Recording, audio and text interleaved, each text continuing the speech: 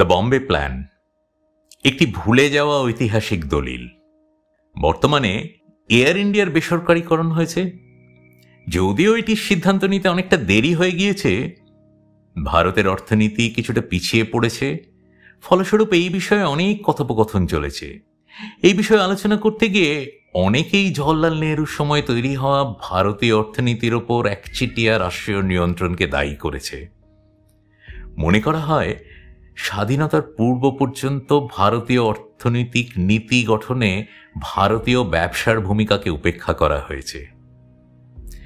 সেই সময় এয়ার ইন্ডিয়ার জাতীয়করণকে ভারতীয় অর্থনীতির জন্য ক্ষতিকর বলে অনেকে মনে করেছিল।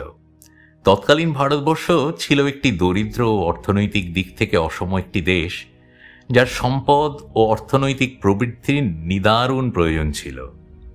আর সেই সময় সারা বিশ্বে যে অর্থনৈতিক পরিস্থিতি ছিল, তাতে সব দেশেই রাষ্ট্রীয় হস্তক্ষেপের সমর্থন ছিল। এই পরিস্থিতিতে 1944 সালে দ্বিতীয় বিশ্বযুদ্ধের শেষ দিকে সেই সময় বাংলায় দুর্ভিক্ষ উঠেছিল চরমে। ভারত ছাড়ো আন্দোলন ও ভারতের স্বাধীনতা ছিল অনিবার্যতার দিকে। এই সময়ে ভারতে জে.আর.ডি. টাটা এবং সেই যুগের 7 জন শীর্ষস্থানীয় শিল্পপতি এবং নির্বাহী জি.ডি. বিড়লা, পুরুষোত্তম দাস ঠাকুরদাস, আদেশী শ্রফ, কস্তুরভাই লালভাই, আদেশী দালাল, জন মাথাই, লালা শ্রীরাম স্বাধীনতা পরবর্তী ভারতীয় অর্থনীতির জন্য একটি ইশতেহার লিখতে একত্রিত হয়েছিলেন।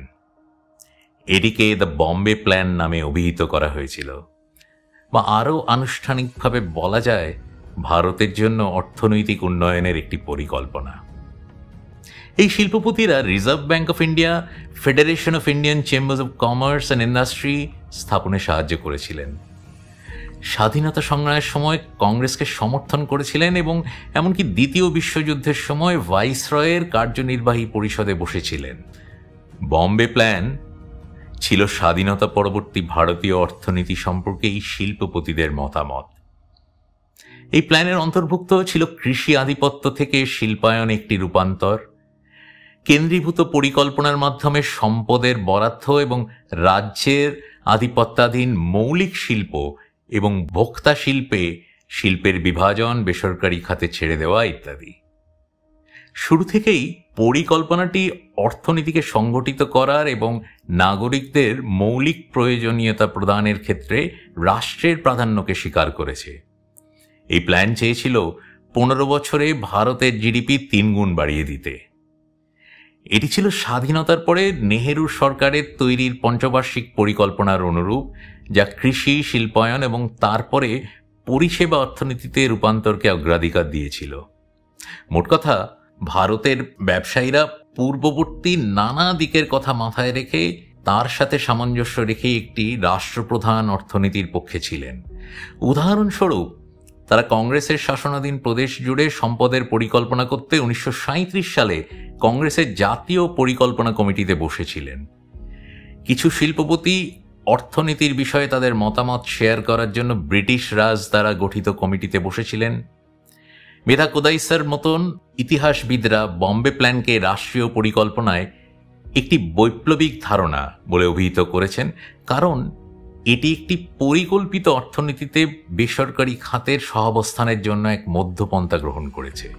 অন্যদিকে বিবেক চিব্বার যুক্তি দেন যে এই পরিকল্পনাটি ব্যবসার জন্য তাদের নিজস্ব স্বার্থ চরিতার্থ করার একটি উপায় ছিল। প্ল্যানটির মৌলিক উদ্দেশ্য ছিল পরিকল্পনাটি কার্যকর হওয়ার সময় থেকে 15 বছরের মধ্যে বর্তমান মাথাপিছু আয়ের পরিমাণ দ্বিগুণ করা এবং বিদ্যুৎ ও মূলধনী পণ্যের উৎপাদন বৃদ্ধি করা। এটি আপামর ভারতবাসীর জীবনযাত্রার মানকে উন্নত করতে চেয়েছিল। পরিকল্পনাকারীরা একটি মিশ্র অর্থনীতি মডেলের পক্ষে যুক্তি দিয়েছিলেন, যেখানে সরকার মৌলিক শিল্প নিয়ন্ত্রণ করবে এবং বেসরকারি খাত ভোক্তা শিল্পের দায়িত্ব নেবে। মৌলিক শিল্পের মধ্যে রয়েছে পরিবহন, রাসায়নিক, বিদ্যুৎ উৎপাদন এবং ইস্পাত উৎপাদন। আরও উল্লেখযোগ্যভাবে তারা যুক্তি দিয়েছিল যে মৌলিক শিল্পের জাতীয়তাকরণ আয় বৈষম্য হ্রাস করতে পারে এবং সরকারকে দারিদ্র্য হ্রাস করার জন্য মৌলিক শিল্পকে অগ্রাধিকার দিতে হবে। তারা বলেছিলেন, আমাদের দেশের অর্থনৈতিক পরিকল্পনা সাফল্যের জন্য যে মৌলিক শিল্পগুলি অনেকাংশে দায়ী, যার উপর শেষ পর্যন্ত দেশের সমগ্র অর্থনৈতিক উন্নয়ন নির্ভর করে, যত দ্রুত সম্ভব তার বিকাশ করা উচিত। ভারত এবং বিদেশের সংবাদপত্রের সম্পাদকীয়গুলি পরিকল্পনাকে সমর্থন করেছিল।